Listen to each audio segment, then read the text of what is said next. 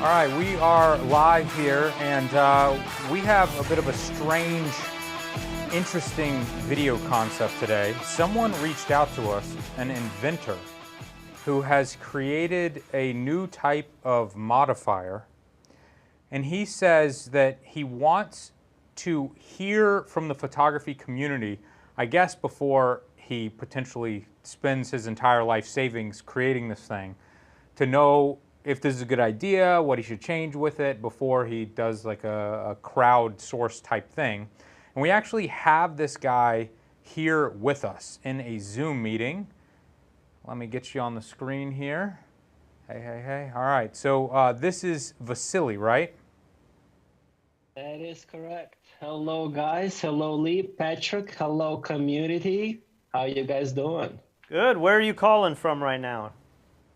I am coming from the wonderful place, Amsterdam, and it's just too lovely here. You do love it there? Yes, it is. And how's the virus there? I think it's as normal. I think we don't have. It's got quiet down a little bit, not as much as we have the spread in the different parts of the world. But right now, I think in the Netherlands it's actually been contained quite well. So no worries. Well, good to hear. Should we go ahead and play the promo video so that people kind of get an idea of what you've created here, and then we can talk about it? Or do you want to introduce it and then play the promo? No, absolutely. Go ahead, play it in. Okay, so let me pull this thing up real quick. I have to say, I've seen some of this already for the last week. I've been looking at the promo and the pictures and stuff. It's a pretty interesting idea. I think people are going to like it.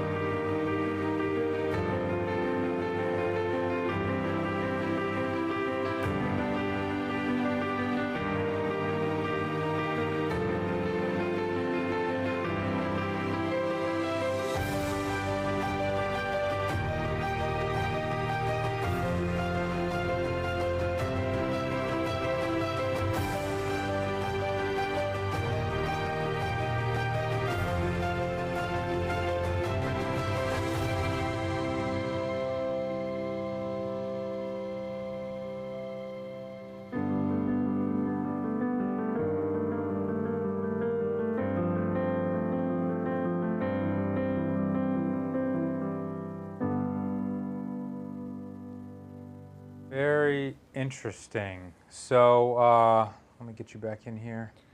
We have a lot of comments coming in that I'm sure we're going to have to address. It's so pocket-sized.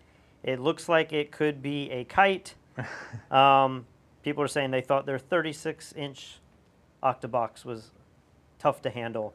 What's so interesting about this, though, is this isn't a kite, right? It's not. It is funny because you mentioned 36-inch. I've read a lot of reviews. There is actually a blog made by photographers about using a large light modifiers outdoors, and everybody said like 36 inches it's as much as you want to go because of the safety reason, not to have your modifier to blow over. Now what it does is actually it lets a lot of wind to pass through the modifier. So basically it doesn't trap any wind, and you can go as much as you want, and it doesn't bother at all. So you can use it a really substantial large size without issue in any kind of windy condition. I mean, I'm not talking about stormy weather, but it can handle substantially strong winds unlike any other light modifier. So this is basically made exactly for this. And at the same time, it delivers an incredible quality of light. Well, in the beginning of that promo video, you're just casually walking out of the house, taking it to the beach, and it seems like it's very easy to handle, whereas carrying a normal softbox like that, an octabox, it's a pain in the butt to have to carry that around. Oh yeah, I mean it's scary every time you take something big out. Well, I think my fear with this design, and I would imagine other people feel the same way, is how much light you are potentially losing by having the center of the softbox gone, or the center of the reflector gone. Patrick was trying to explain it to me right before we went live, and he was saying that you said that that reflector that this is firing into fires the majority of the light right around the ring, and so you're not losing light in the middle. Is that true? that is correct. Well, this is where the complex system plays a big part, because yes, you do lose a lot of light compared to if the flash is fired directly into the umbrella. But because of the concavity of the fabric, it gives you more concentrated light spitting forward. And then you're gonna have a small conical reflector that fits in front of the light that also redirects the light to the canopy. So it amplifies the light a little bit. So it's not as powerful as the umbrella, but it's not the power, the light output is not as diminished as you would think it is because of the design and the concavity of the canopy. So there's a diagram that we could pull up here in a minute where you have other light modifiers made by Broncolor and Profoto. I'll have Lee try to pull that up in this slide right here, so we can outline this a little bit better. Let's see if we just share the PC. Mm-hmm. So you're basically right here, we can see the different light modifiers that you're comparing this to. Now, at the moment, you have a 215, a 190, and a 165 prototype. You were telling me off camera that These are projected sizes. Currently, I have 215 and 158 exactly. And 215, 190, and 165, these are projected production prototypes. Okay, and so you're comparing against the 220 Broncolor Para, and you see the other ones up there. Scroll down a little bit. Yes. Let's see. There's some other examples here. Keep going.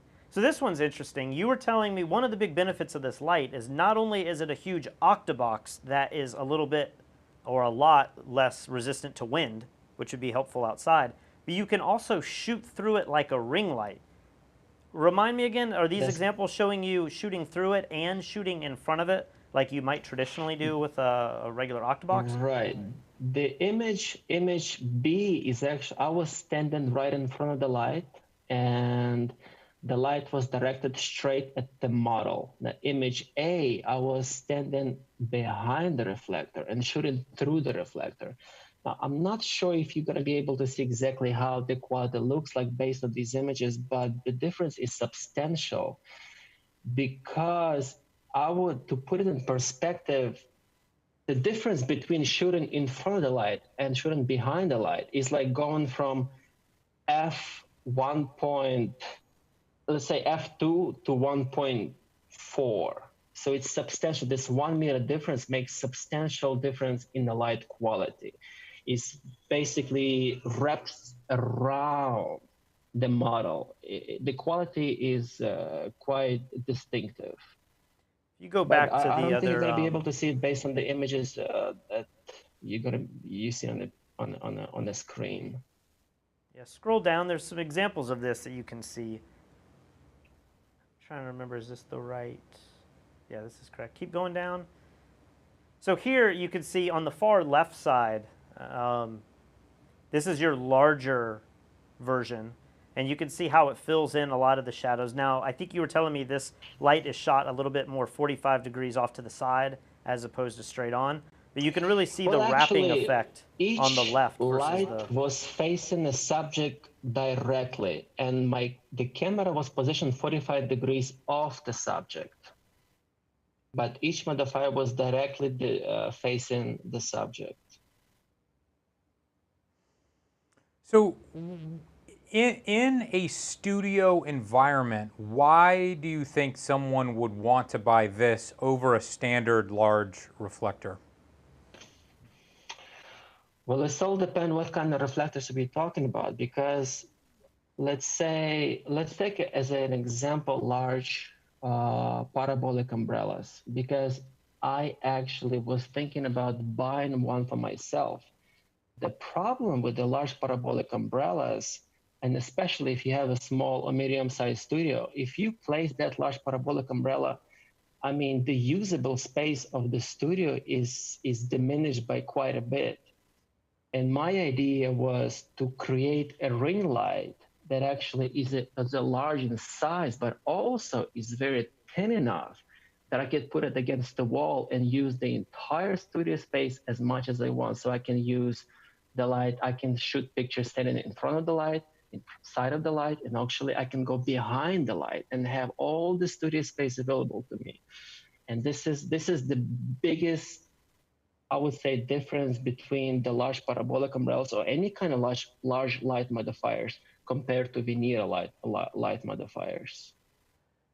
Now, shooting through it, if there's nothing in the air or in the atmosphere, I could see you being able to shoot through that thing and get a clean image. But if there's any dust particles, or you're shooting on the beach and there's sand or something, and you're shooting through that high intensity beam, isn't that going to show dust in your image?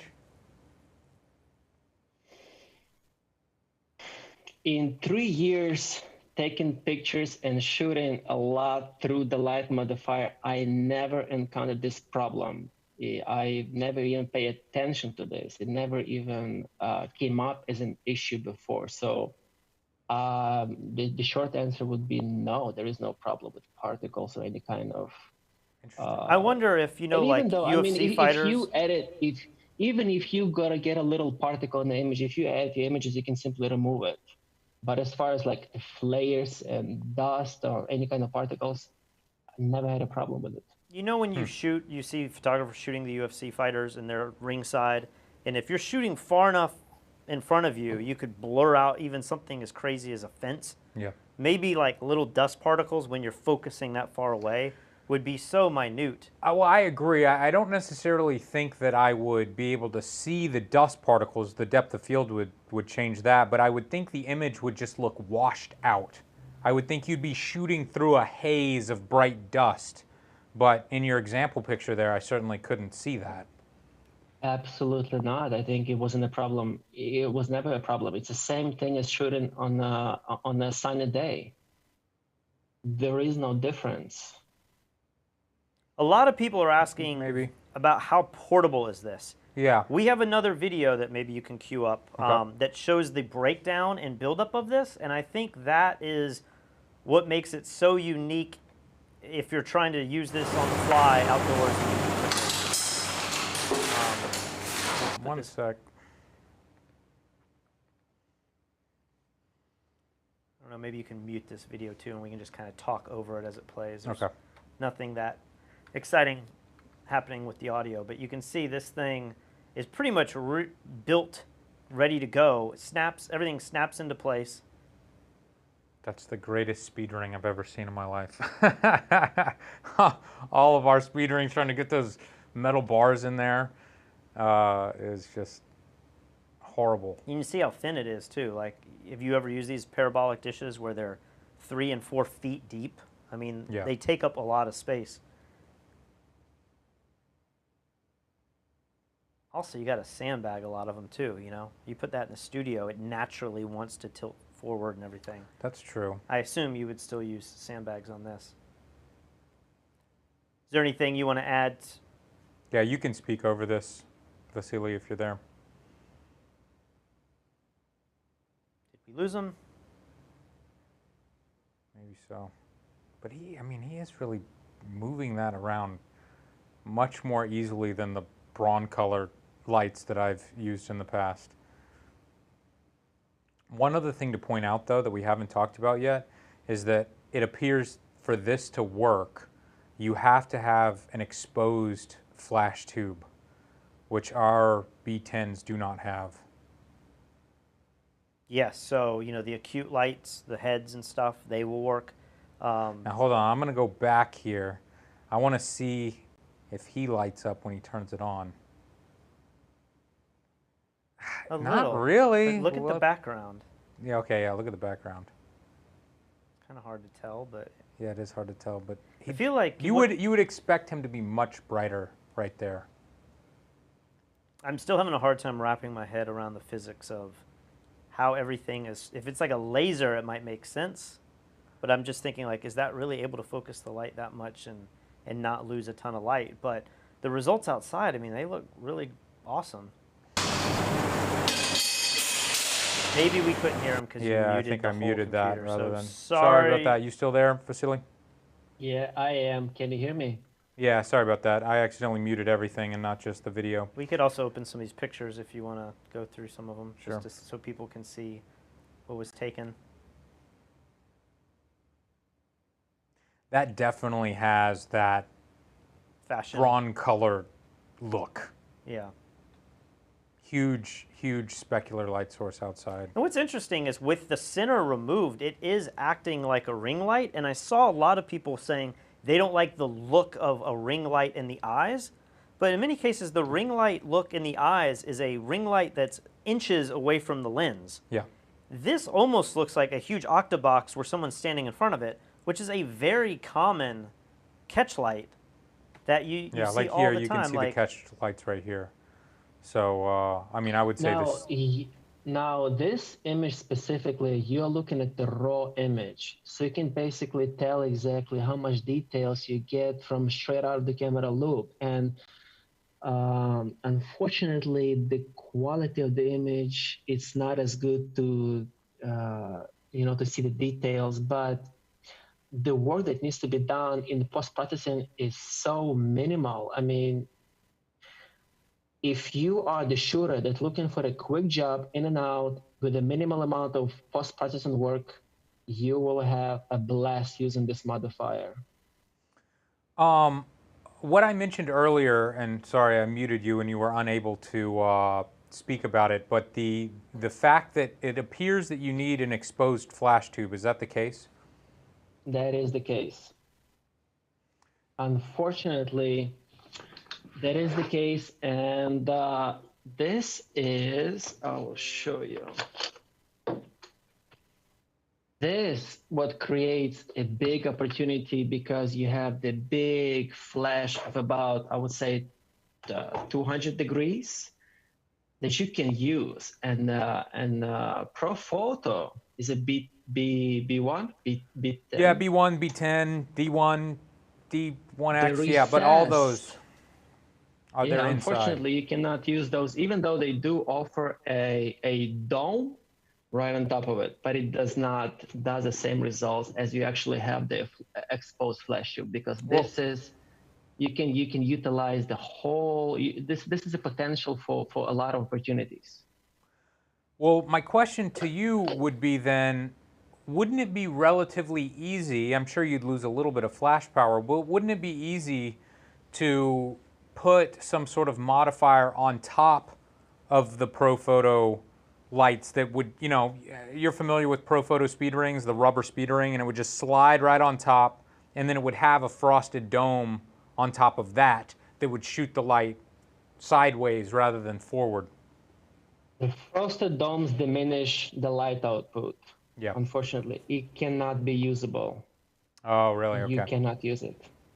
What flashes do you recommend? You have to test it to be very accurate. How much lower you get the power output? But I would say it's at least twice.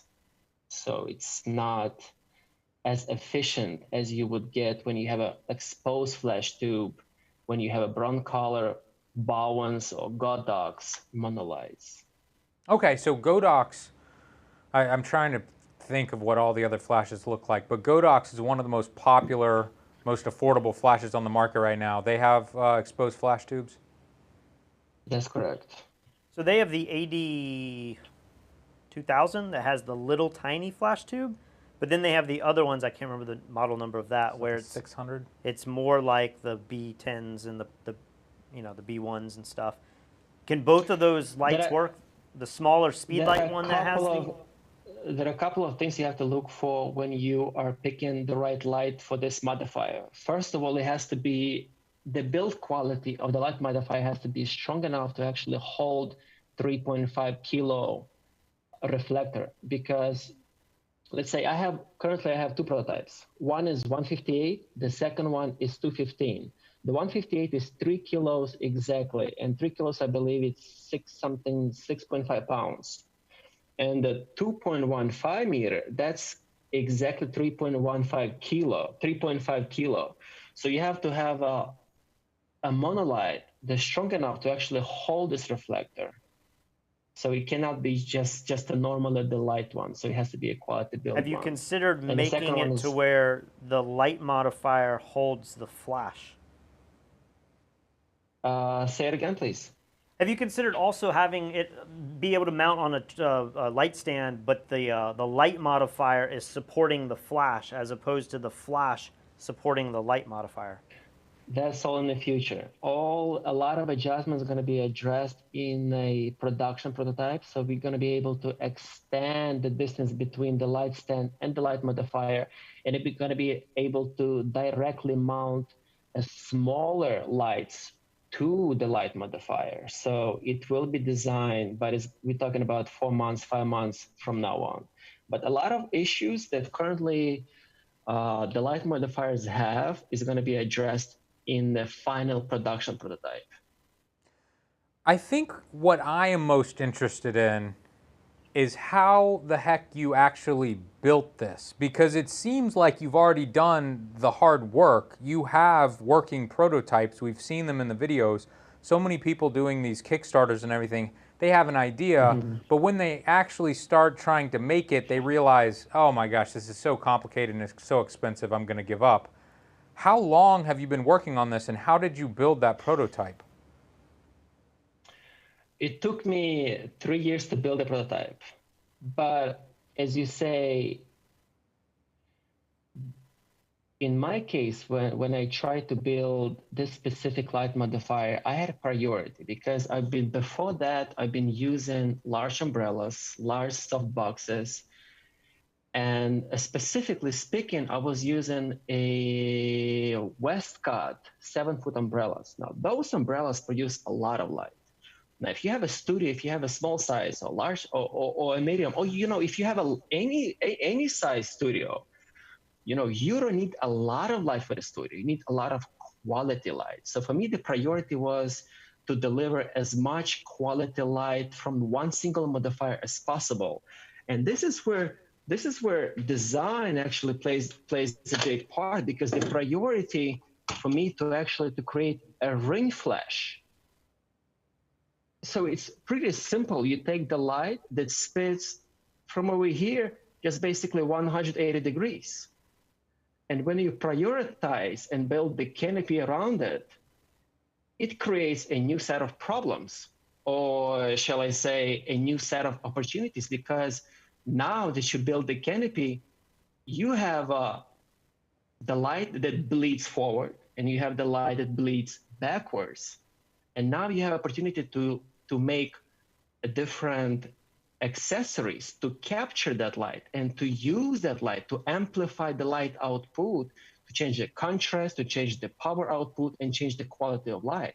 So basically, once you have the priorities, you can use a lot of the light to change whatever you can do, you actually can build on it. And this is the beauty of the design, because the frame itself, it's just the beginning. What you can add on it and build around it, you can control light as much as you want in the way that you want it. So let's say, I will give you an example. Let's say we have Venera 215. It's a large light modifier. Now, this particular light is really good at at delivering beautiful, even light over the large area. And it can do it unlike any other light modifier. That is a fact. Now, what it can do, let's say, I will give you a very good example. Let's say you have a background and you place your subject 3 meters away from the background. Now, only with one light modifier, you can choose what you want. Do you want to expose the background more than you can expose the model, vice versa? Or you can expose both the model and the background exactly the same way. You can basically do with the light whatever you want with added accessories. So you can control the light to a maximum, or whatever you think the light can do, you can do it. All right, Vasily, we have to talk about the thing that's causing the most controversy in the chat right now, and that is your proposed price for this. Earlier, we showed a clip of the different modifiers that this competes with, and I think people are shocked to see how expensive these light modifiers are for Broncolor and ProPhoto. The Broncolor Para 222 is $7,100. Without a light. Yeah, that's just the light modifier. Yeah. The ProPhoto Giant 180, which is significantly smaller, is $5,600. And the Breezy Focus 220, which is the same size as the Para 220, is also $7,000.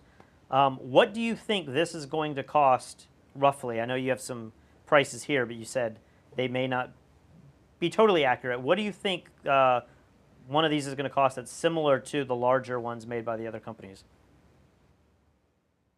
It's a little too early to talk about price, but to put it as simple as possible, when it goes on pre-orders, it will cost half of the professional parabolic umbrellas in the same or similar size. So around $3,000 to $3,500, which is still an expensive light modifier, but it's literally half the price of. That's what always gets me with pro gear. Is a lot of photographers out there.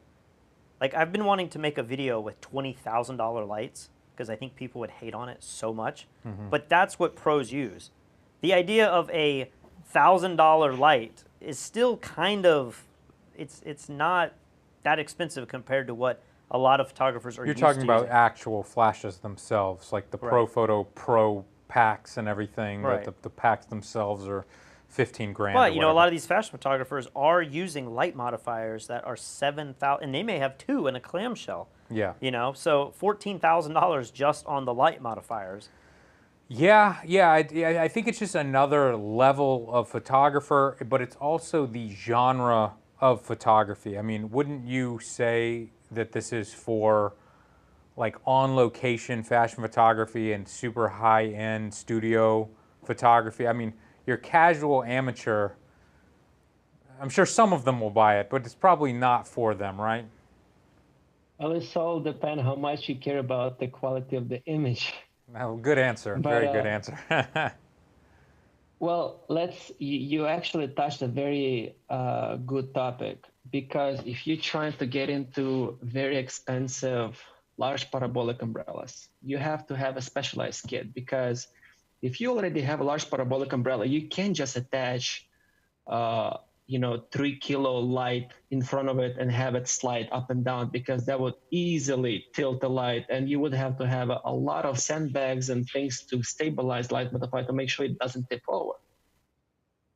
Now, this Venera itself is already 3.5 kilo. It's extremely well balanced, and it doesn't require expensive light to go with it. So you have an option to go as cheap as Godox AD 600, I believe, or so.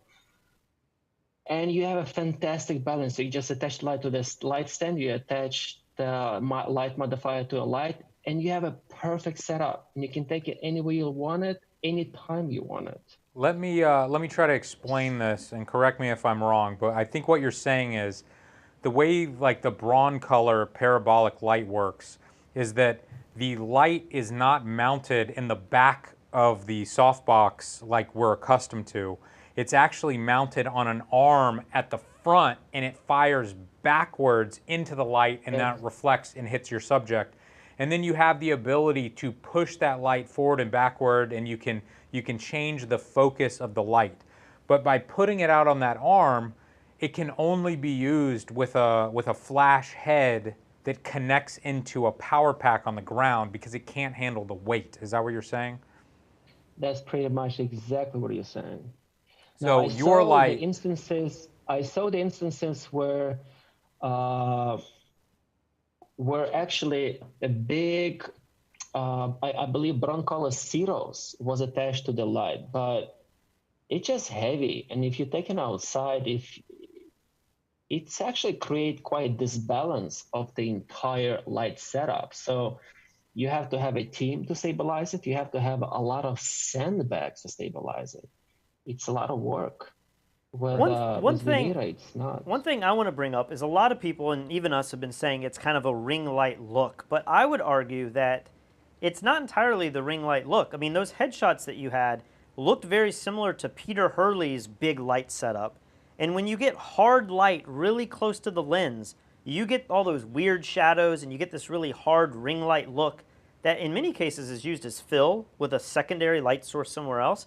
But the second that you make a light source big and soft and move it further away from your lens, you're getting a direct flat light, but it fills in a way that looks very different than a hard ring flash. So I'm just thinking out loud, could this replace something like Peter's, LED light setup that has 3 or 4 lights that, I mean, that system's extremely expensive. I mean, if you're getting headshots that look like the ones you just showed with one light, but they can give you this soft, wrapped around light that fills in without giving the harshness of a ring flash, I mean, I think that's incredibly useful, especially if you want to shoot headshots on location.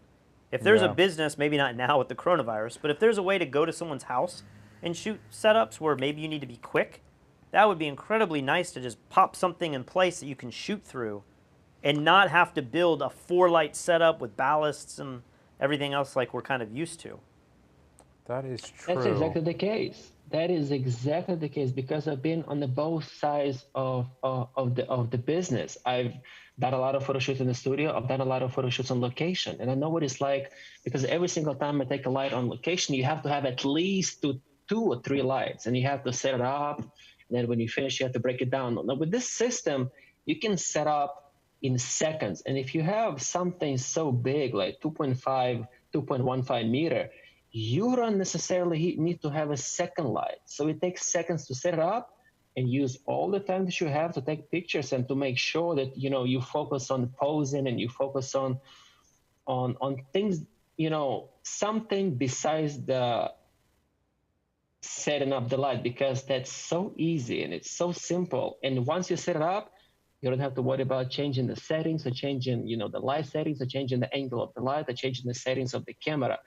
It's all done. You just shoot pictures and get the good results. Well, another idea that I just had was when I was a wedding photographer, both Lee and I used to set up a photo booth. And the photo booth I did a lot of times was I would use an Alien B ring flash, and it gave a really unique look, but sometimes it was too harsh for weddings, and it would wash people out. But if you wanted a softer light, you'd put an octabox, say you put a 6-foot, 7-foot octabox there, you are blocking so much of the visual of what's going on in the corner. But if you could use a light like this and say a photo, like a photo booth, then the rest of the audience at the wedding can see through it, and it's giving you a nice soft light without also blocking the whole view of what's going on. So I could see it being really useful in some situation like that, where you want a very large, forgiving light where people can move around freely, and it doesn't have to be dialed in perfectly, but then it's not blocking your whole set with a 7-foot black parabolic softbox. So just another use that I could see something like this being incredibly... Patrick, I think you just said it. You said it exactly. I gave you an idea you didn't even think of. When you... True. Props to you. But the thing is, when you look at it from the back, is actually you don't really feel like there is a large light modifier in front of you. It feels like there is nothing. It feels like emptiness. And there is a large image on the front page of my website, shows exactly how it looks like, what it looks like when you see it from the back. It's just emptiness. It just basically you see the frame. but that's about it. So you have all the space available to you to see and to enjoy.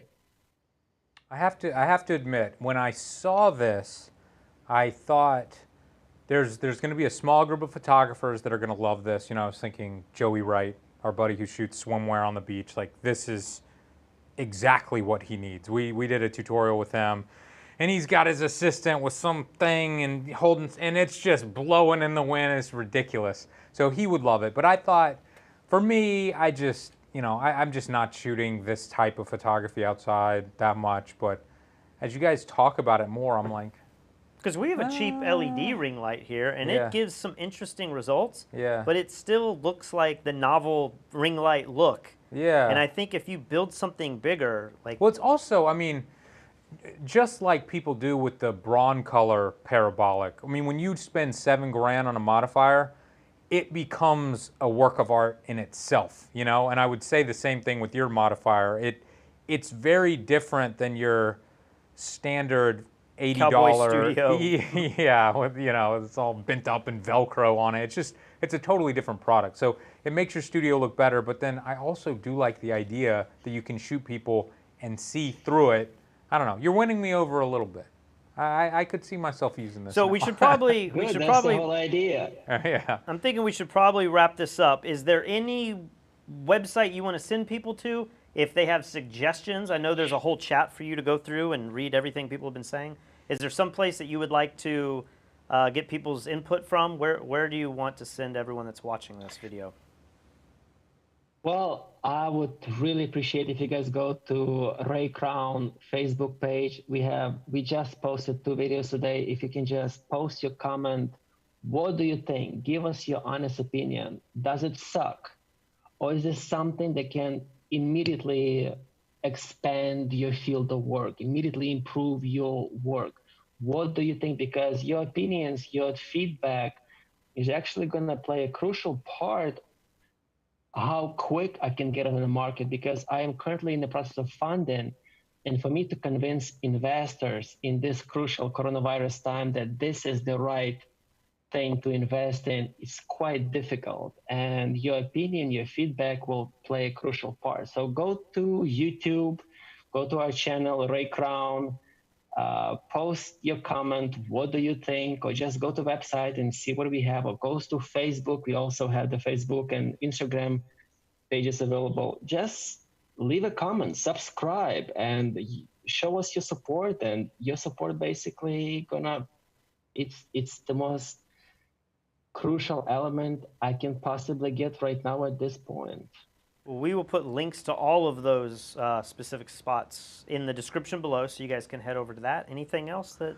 When do you think people will, one, be able to see this on a crowdsource website, crowdfunding website, and then when do you think this could actually come out? If everything goes as planned, I believe the final product, which is going to be significantly improved, it should be available for pre-orders this coming November. Available for pre-order then. So maybe, are you going to do pre-order. Kickstarter? Have you figured out which one you're going to do? Kickstarter.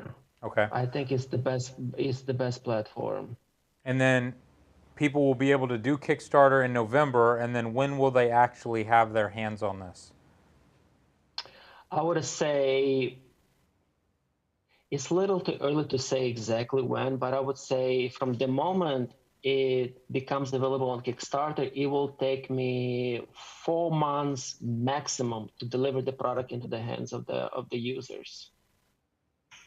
Okay. Now One final question that I have is, what is the material made out of? Everyone wants to know, how durable is it? Is it made out of carbon fiber? Is it some kind of metal? What is the core built out of? The core is, well, all the joints and all basically the metal parts is made out of polished anodized aluminum, a high-grade aluminum. And all the ribs are made either from non-flexible or flexible carbon fiber. And this is exactly the reason why it's so expensive, and this is exactly the reason why I cannot make it any cheaper, because this is a product that's designed to last for at least a decade with no issues. And I made all the steps to make sure that it looks aesthetically pleasing 10 years from now as it looks today. So that's why you get a quite quality product. Do you think this is patentable? I mean, what's going to keep some Chinese company from making a $300 version of this if it's a success? Lee is already patented, and the patents has been issued all around the world. So it's all good to go. Sounds good. Sounds good. Keep in mind, fair warning, our F-Stoppers flash disc also patented and copied in every country around the world. So now, just to add something, we missed the most exciting part because we've been talking about the photography all this time. We've been talking about attaching the light modifier to the flash source. Now, we did not talk about the video light because that's really all I care about. Yeah, when you guys were talking about seeing through it, I was like, ooh, that could just be a big video light in our studio. That'd be cool. Because let's go back a little bit. Why Venera 215 is so unique? Because it's the only light modifier that capable of delivering very even light over the large perimeter. And we're talking about this something that no light modifier can do. Now, what's exciting is I actually developing a video light that can do exactly the same thing. So just to put it in perspective, you can put the subject 2 meters from the light modifier, and the subject has about 3-meter radius that can walk around and do its thing, and you don't have to change any kind of settings on your camera or on the settings on the light. So this is quite a exciting development. Well, hopefully we will be talking to you soon about the next one, but it's always good to get the first one off the ground first. Yeah, thanks so much, man. Thanks for being a part of this. I think you should be very excited about the production prototypes because the form factor will remain the same, but the small adjustments that will be done to it will make a huge difference on the quality of light and the light output, and the physical dimensions are going to be slightly changed, but it's going to be vastly improved product all around when it goes on pre-orders. Awesome. All right, man. Well, thank you so much for your time. It was great meeting you today. I look forward to seeing your business take off. Guys, thank you for having me. Appreciate it. Right. Have a good day. See you soon.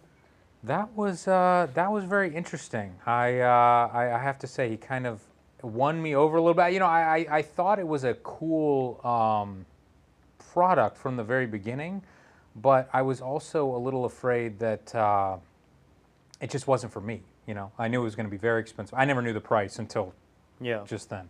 But I saw the video of it being snapped together a few days ago. I think David sent it to us. And I was like, ooh, that's going to be thousands of dollars. But somebody's going to love it, but it's not for me. But now I'm like, and it's cool. in a world where things are so cheap, so cheaply made, and they just get the job done. It's very easy to, I mean, we have incredibly expensive lights in the studio. Some of them are lighting us now.